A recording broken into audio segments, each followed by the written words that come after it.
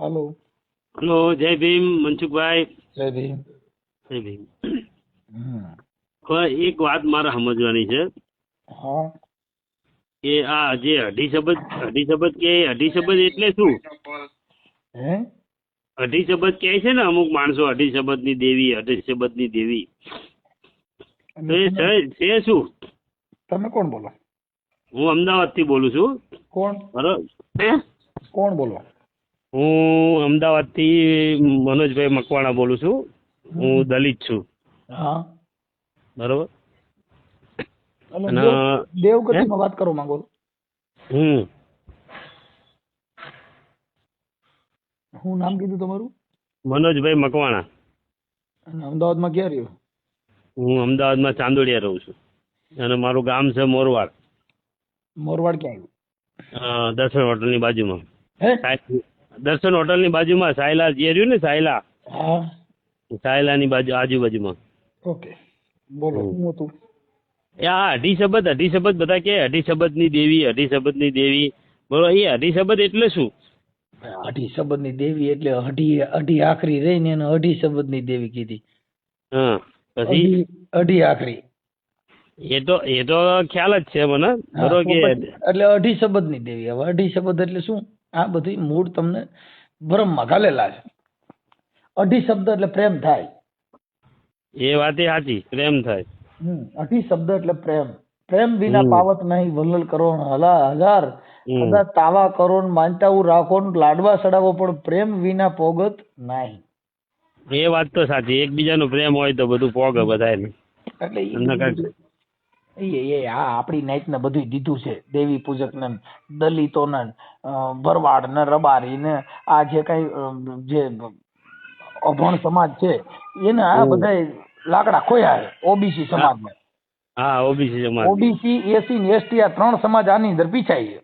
હા, એટલે કાલે અમારે તમારી ચર્ચા ચાલતી હતી એક ભાઈ સાથે. એ ભાઈએ મને કીધું, મને કે તમે મનસુખભાઈ ને પૂછી જજો કે અઢી શબ્દ એટલે શું કે.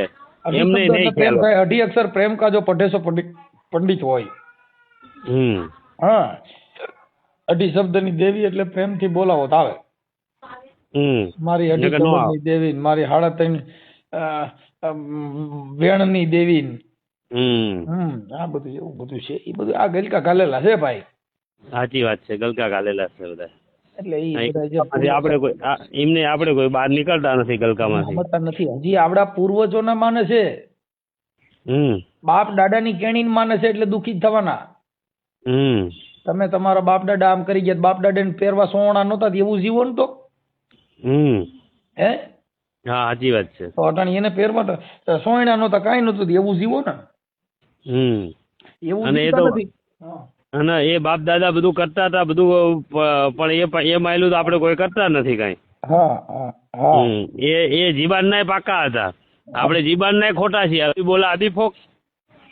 આ બધી વસ્તુ વડવો એ કહી ગયા તા, આપણા બાપ દાદા કહેતા હતા, પૂર્વજો જે કહી ગયા એ કરવું જોઈએ. એ બધું કેવું છે તમને ગલકા ઘાલવાનું. પૂર્વજોને પહેરવા લુગડા નહોતા, એ સડિયું પહેરીને રખડતા હતા ને તૂટલા લુગડા પહેરીને જીવતા હતા. અટાણે તમે એવું જીવો ને તો ખાલી એટલું જ કહી ગયા.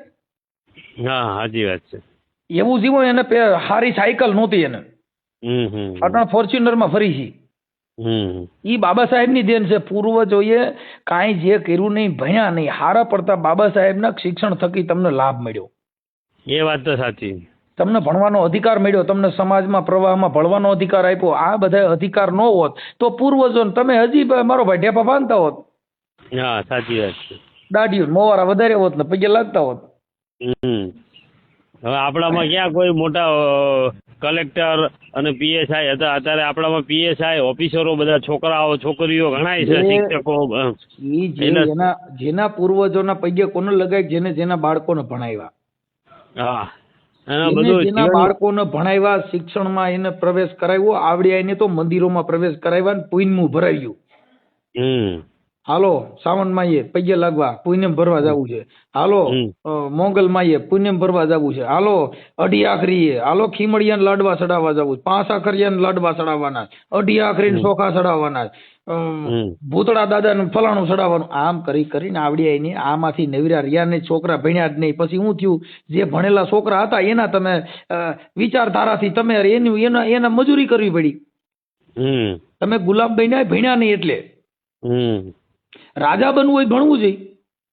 અને કદાચ દેવનું કોઈ એવું તમારે ભાઈ બળ હોય તો એના એવા પ્રમાણ તો તમારી જોડે હોવા જોઈએ ને, ખાલી ધૂણવાનું પાવામાં હાથ નાખવાના એના પ્રમાણ હોય, એના પ્રમાણ જો દેવ ના હોય તો જેટલા દેવ માનસ એના ઘરે જોઈ લીજો, જેટલા માતાજીને માનતા હોય છે ને જેટલા ભૂત ભુવાન ભુવારડેમ પડ્યા છે એનું ઘરે સુખી નહીં હોય, એના મોઢાય કારા થઈ જાય છે ને એના મોઢેમાં નૂર નહીં હોય. શું કામ કે ઈ દાણા જોવામાંથી ને અંધશ્રદ્ધામાંથી નવરા નથી એટલે એના મુખનું તેજ ઘટી જાય. તમે સમજી ગયા? કેમ કે ઈ આખી રાત ઉજાગરા કરે, માતાજીના વસન વધાવા લે, વાણા વારવામાં રહે આખી રાત. તમે કહો 4 શોકની ધૂળ્યું લેવન, માથાથી ઉતારી આવન, મોવારા કાપન, લટુ લીયન, નહીં હોય એવા નખરા કર્યા કરે. એમાંથી નવરા રહીએ તો કઈક કામ ધંધો કરે ને. હા સાચી વાત છે. આખી રાત ઉજાગરા કરે એટલે દિવસના હુઈ રહે, દિવસના હુઈ રહે. પછી બીજા નંબરની અંદર કે એને પછી હારા માણા એની પાસે નો બેઠા હોય. તમે જે દાણા જોવા વાળા હોય એની પાસે બેઠા હોય કોણ હોય? જે માનવા વાળા હોય ઈ. બીજા તો હોય નહીં. સજ્જન માણસ એની પાસે નો બે, એને ખબર છે કે આના વિચાર ખરાબ છે એટલે આની પાસે બેહીને આપણું મગજ બગાડાય નહીં. કેમ કે જે માણસ અમુક જો ક્રોધ કરતા હોય, અમુક પોતાનો આવેશ કરતા હોય, એનાથી માણસ દૂર થઈ જાય પણ એને કે નહીં. સજ્જન માણસ એ દૂર તમારાથી દૂરી લઈ લે પણ તમને પછી કઈ તમારી અરે બહેસ કરે નહીં. સાચી વાત છે. એટલે તમારાથી સજ્જન માણસ દૂર રહી જાય. આ અટાણે ઓલા સતુ ભુવાની મેલડીમાં અટાણા માણસો ઊંધા પડી પડી ગયા. બહુ વિડીયો આવે એના. હવે ઈ તેલમાં હાથ નાખવાથી હું કોઈના છોકરા પરણી જાય? ના પરણે. હવે 21 લાખ રૂપિયાના દાન દે તો ન્યાય ક્યાં કારખાનું છે? 21 લાખ રૂપિયા જો 21 લાખના દાન દેવા હોય તેને પબ્લિક ભેગી કરવાની જરૂર ક્યાં છે? ઘરે ઘરે જઈને જેના ગરીબ માણસના ઘરે હોય ગામડે ગામડે જઈને તમે ગરીબ માણસોના ગોતીને દી આવો ને. પણ એવું થોડું કે ગામડામાં જ ગરીબ છે, અમદાવાદમાં કેટલી પબ્લિક ગરીબ છે. એ ગરીબ છે એ બધા દાણા સોવા વાળા, ધૂણવા વાળા, અંધશ્રદ્ધા વાળા, કોઈ તમને કહું મનના વેગ, કોઈ અમુક માનસિક બીમારી વાળા, એ શું કામ એના વિચારસરણીથી એને કામ ધંધો હુજ્યો નહીં એટલે કોઈ ધર્મ થકી જકડાઈ ગયા, કોઈ અંધશ્રદ્ધામાં જકડાઈ ગયા, કોઈ દાણે દૂણીમાં જોકડાઈ ગયા, કોઈ પુણ્યનું ભરવામાં જકડાઈ ગયા. હવે ઈ બધાય દુખી છે. તમે ધંધો કરો, તમે રોજ 500-700 રૂપિયા કામીને ગયા તો તમારા ઘરે એકય દેવ નડશે નહીં. હા એ તો વાત સાચી. અને હકીકતમાં એવું જ છે જીવનમાં કે પૈસા જયારે ખૂટી રહે ને તારે ભગવાન માતાજી યાદ આવે બધાને. અને પૈસો જ્યાં લગી તમારો જે ખૂટે નહીં બેંકમાં અને ઘરમાં કાંઈ તમને નડે નહીં કોઈ. હવે મારી વાત સાંભળો કે જો હજી જાતિ ભેદભાવ ગયો નથી. નથી ગયો, હજી નથી ગયો. દેવી પૂજક તમારા ઘરે પાણી પીતા નથી ને ઈ મેલડી તમારા પૈણમાં આવે એ કેવી રીતે થાય? હાલો આ દલિતો બધા દેવી પૂજક ની મેલડી ધૂણે છે. હા જો એ તમે વાત કરી બહુ સરસ કરી. અમારા ગામમાં જ એવો પ્રશ્ન છે. હવે દેવી પૂજક તમારા ઘરે પાણી પીતા નથી ને ઈ મેલડી તમારા ખોરિયામ ઘરે તો કામ ઈ મેલડી દેવી પૂજક ની હોય તો તમારા ઘરે આવે આવડા તો પાણી પીતા નથી. ધૂણો એટલે તો ખમાક હું વાઘરીની મેલડી બોલું હો ફાડી નાખું તોડી નાખું એટલે પણ ઈ તમારા ઘરે પાણી પીએ છે. આ સતુ ભુવા જે ધૂણે છે વાઘરીની મેલડી ધૂણે છે. દરબાર માંથી વાઘરી થઈ ગયા. દેવી પૂજક શબ્દ જે છે ને એ બંધારણ થકી બાબા સાહેબે એમાં અધિકાર આપ્યો ભાઈ આના દેવની પૂજા કરે એને દેવી પૂજક કહેવાય. જેના ઘરે દેવ જન્મ લે એને દેવી પુત્ર કહેવાય. તમે અને સંતના જે સંત મતમાં આવી ગયા એ બધા સંતો કહેવાય. કે શું થયું કે ન્યા કણે કોઈ જાતિ મરમ ભેદભાવ નથી એટલે સંત સમાન રાખે એને સંત. હા સૌને સમાન રાખે એ સંત. સમાનતા રાખે એને સંત. હા સમાનતા દરેક સમાન રાખે એને બંધારણ. હા ભાઈ મૂળભૂત અધિકાર તમને આપવામાં આવ્યો. આ સંતો આ બધા એટલે જેટલા જાતિ ભેદભાવના વાળા રાખ્યા હોય જેને આવા બધા ગલકા ખાયલા હોય એને ઘરે હક ન હોય. ન હોય સાચી વાત. એટલે આ બધી વસ્તુ આવી છે. અમારા એ જ પ્રશ્ન થાય છે કે અમારો વાઘરી જે છે ને સુરેશભાઈ કરીને છે બરોબર, એ દેવી પૂજક જ છે. હવે એ જયારે ને ત્યારે જયારે બધા આવે ને ગામડે ભાઈઓ ને એટલે મઢમાં ઉભો રહીને કે આ તો મારી માતા છે, આ મઢમાં મારો છે, ફલાણો માતા છે. હવે પેલા જે અમારા વડવા જે હતા ને મારા દાદા ને એ બધા એ લોકો એમ કહેતા હતા એને કે ભાઈ તારી માતા છે તો તું આ પ્રસાદી નથી ખાતો, નથી અમારે યારે બેહતો નથી, પ્રસાદી નથી, અમારું પાણી નથી પીતું, અમારે યારે આપણ છે રાખે, તો તારી માતા કેવી રીત થઈ? બરોબર, તારી માતા હોય તો અહીંયા પ્રસાદી લે અને પાણી પી, અમારે યારે દલિત ની યારે દલિત થઈ જા તો તારી માતા ગણાય. આવો વિરોધ અમારા વડવાઓ પહેલા લે, પણ હવે અત્યારની પ્રજા રહી ને બધી વાઘરીથી બીઆઈ એમ કે મારી નાખશે, આપણને આમ થશે, ઊંધું થશે, કશું ન થાય. એને આપણને જન્મ દીધો છે. ઈ જો મારી નાખે એવી તાકાત એનામાં હોય તો ઈવડાઈ કોક કલેક્ટર નો બને, ઈવડાઈ કોક નોકરીએ નો ચડે. ઈ મૂળ તમને ડરાવે. હા, ડરાવે. મારી દેવી આમ કરી નાખશે. જો ઈ દેવી કઈક કરી નાખતી હોય તો ઈ દેવી તમે બંગલા નો બાંધીએ. હા, એ દીના બંગલા બાંધાઈ દે ને હારા તો ધીરુભાઈ અંબાણી જેવા થઈ જાય ને. તો તમે બધા તમને કહું બધા, પણ તમારે ઈ નથી, મૂળ ધર્મ થકી તમને બાંધી દેવામાં આવ્યા. શું થયું? હા, ધર્મ થકી બાંધી દઈને તમને બીક બતાવવાની. નાડેથી બાંધી દીધા બધાને. આપણી સમાજને જેટલી બાંધી છે એટલી બધી સમાજ બીજી સમાજ કરતા આપણી સમાજ વધારે એમાં છે. હા, વધારે છે આપણી સમાજમાં. હજી તમે સુરેન્દ્રનગર જિલ્લામાં લઈ લો એટલે વણકર ને ચમાર ને વાલ્મીકી, તમને કહું આવું બધું ગાયલું છે. હજી વણકર ને વાલ્મીકી એકાબીજા દીકરીઓ દેતા નથી. હજી વણકર ચમાર માં એકાબીજા દીકરીઓ દેતા નથી. એકાબીજાના સમસાન જુદા જુદા, બધાને દાટવાની જગ્યાએ જુદી જુદી. આ હું આ દેશની ક્રાંતિ લાવે? નો આવે. સાચી વાત છે. તમારા હજી મહાણ જુદા છે. તમારા દાટવાના મહાણ જુદા છે. તરગારેનું મહાણ જુદું, વ્યાસનું જુદું, બ્રાહ્મણનું જુદું, પટેલોના જુદા, દેવી પૂજકના જુદા, સમાધિઓ જુદું, સામઠેના મહાણ જુદા, ઢોલીના જુદા. આમાં કેમ તમે આ દેશમાં મર્યા એની જગ્યા અલગ અલગ રાખી છે? આ દેશની હું તમે વિકાસ કરો. અમારા અત્યારે હાલમાં અમદાવાદની અંદર, આખા અમદાવાદની અંદર ચાંદોડિયા વિસ્તારથી માંડી નારણપુરા, સેટેલાઇટ, જોધપુર, પછી ગોમતીપુર, અમરાઈવાડી, બધા ટોટલી અમદાવાદ આખા વિસ્તારમાં અત્યારે હાલમાં એક જ કોમની એકતા છે. કોની? જે રબારી સમાજની. કેવી કે એક રબારીના બચ્ચાનો કોકે મર્યો કે કંઈ પણ અણબનાવ થયો તો એના માટે છે ને એ લોકો આખી ટ્રક ભરીને રબારી આવી જાય. બરોબર. અને આપણી સમાજમાં કેવું કે સામાવાળાને ગમે તેવો ન્યાય હોય છતાં એને માર મારવામાં આવ્યો હોય ગમે તે કારણસર, તો સમાજમાં કોઈ જાગૃત ન થાય, કોઈ પડખામાં એ માણસના ન ઉભા રહે. બરોબર. અને એ પછી સમાજમાં ભાઈ રેલીઓ રેલા કાઢે ને, એટલે એ ન્યાય માટે નથી કાઢતા, ગલવવા માટેની રેલીઓ કાઢે. હા, સાચી વાત છે. આવામાં ન ઉભા રહે. જો ઉનાકાંડ ની અંદર જયારે અમરેલીમાં રેલી કાઢી ને, ત્યારે કેસ થયો બધા ઘલાઈ ગયા પછી એક રેલી ન કાઢી. એટલે એ રેલી ન્યાય માટેની કાઢે છે કે આવડે એની માથે ગુનો કરીને ઘલવવાની કાઢે છે ને, એ હજી મને સમજાણી નથી. એટલે અમે તો અહીંયા અમદાવાદમાં નાનપણથી મોટા થયા ને, એટલે અમે રબારી સમાજની એકતા ભાળીએ. રબારી અને ભરવાડ, એ રબારી ભરવાડ પાસે એમ કે આપણે નાનો ભાઈ ને મોટો ભાઈ, એ લોકોને કાંઈક અંદરો અંદર થાય તો એ લોકો અંદર બીજી કોમની કોઈ આરે મગજમારી થાય તો એ પાછા નાનો ભાઈ અને મોટો ભાઈ એક થઈ જાય પાછા. ઈ ભલે ઓમ ઈ એમ એકતા હોય પણ ધર્મ થકી એક નથી. બધાયના ભગવાન અલગ અલગ, બધાયના દેવીઓ અલગ અલગ, બધાયને એમાંય વાડા વાળ્યું છે. શું કામ કે ઈ એમ ખાલી સમાજ પ્રત્યે સંગઠન હોય, બાકી ધર્મ થકી બધાય જુદા જુદા. હા, ધર્મ બધાયને ધર્મ થકી જ બધાયને અલગ અલગ પાડી દેવામાં આવ્યા. સમજી? એક જ ધર્મમાં જો એકતા હોય તો ઇસ્લામી ધર્મમાં. હા, ઇસ્લામી ધર્મ. કેમ કે એનું અન એક, એને બધા એક જ થાલામાં બધા જમે, અને એનો અલ્લાહ એક, એને બધાયનો ભગવાન એક. આપડે તો બધાયના ભગવાન જુદા. આપડે રામ ને માનવા વાળા જુદા. એ રામ ને માનતા હોય તો કૃષ્ણ વાળા ન્યા નો જાય. તમને કહો કારિયા ઠાકર ને માનતા હોય તો ઓને ન્યા નો જાય. હા, મનસુખભાઈ ને ઓળખું. એટલે ઈ બધા ભગવાન થકી આપણે ભાગલા પાડ નાખ્યા, આપણે બાટી દીધા. પછા જણે ટોરા કરી નાખ્યા. એટલે મેં એમને એક પ્રશ્ન પૂછ્યો હતો, અઢી શબ્દ ની બધું ચારે બાજુ ફેલાણું અઢી શબ્દ.